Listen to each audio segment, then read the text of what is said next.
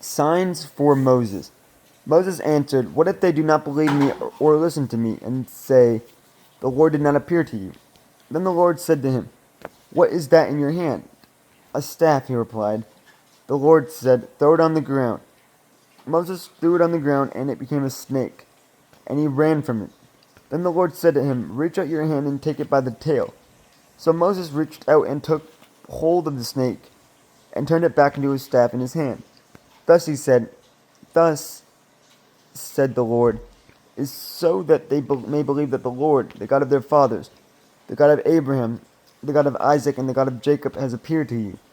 Then the Lord said, "Put your hand inside your cloak." So Moses put his hand into his cloak, and when he took it out, the skin was leprous. It had become as white as snow. "Now, put it back into your cloak," he said.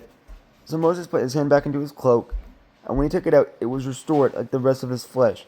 Then the Lord said, "If they do not believe you or pay attention to the first sign, they may believe the second. But if they do not believe these two signs or listen to you, take some water from the Nile and pour it on the dry ground. The water you take from the river will become blood on the ground." Moses said to the Lord, "Pardon your servant, Lord. I have never become eloquent, neither in the past nor since you have spoken to your servant. I am slow of speech and tongue." The Lord said to him, "Who gave human beings their mouths? Who makes them deaf or mute? Who gives them sight or makes them blind? Is it not I, the Lord? Now go, I will help you speak and will teach you what to say." But Moses said, Pardon your servant, Lord. Please send someone else." Then the Lord's anger burned against Moses, and he said, "What about your brother, Aaron the Levite? I know he can speak well. He is already on his way to meet you, and he will be glad to see you. You shall speak to him and no words in his mouth. I will help both of you speak and will teach you what to do. He will speak to the people for you, and it will be as if he were your mouth and as if you were God to him. But take this staff in your hand so you can perform the signs with it." Moses returns to Egypt. Then Moses went back to Jethro, his father-in-law, and said to him, "Let me return to my own people in Egypt to see if any of them are still alive." Jethro said, "Go, and I wish you well." Now the Lord had said to Moses in Midian, "Go back to Egypt, for all those who wanted to kill you are dead." So Moses took his wife and sons, put them on a donkey, and started back to Egypt. And he took the staff of God in his hand. The Lord said to Moses, "When you return to Egypt, see that you perform before Pharaoh all the wonders I have given you the power to do. But I will harden his heart so that he will not let the people go.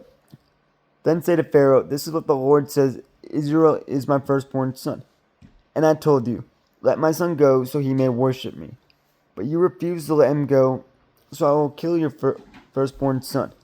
At a lodging place on the way, the Lord met Moses and was about to kill him. But Zipporah took a flint knife, cut off her son's foreskin, and touched Moses' feet with it. 'Surely you are a bridegroom of blood to me,' she said. So the Lord let him alone. At that time she said bridegroom of blood, referring to circumcision.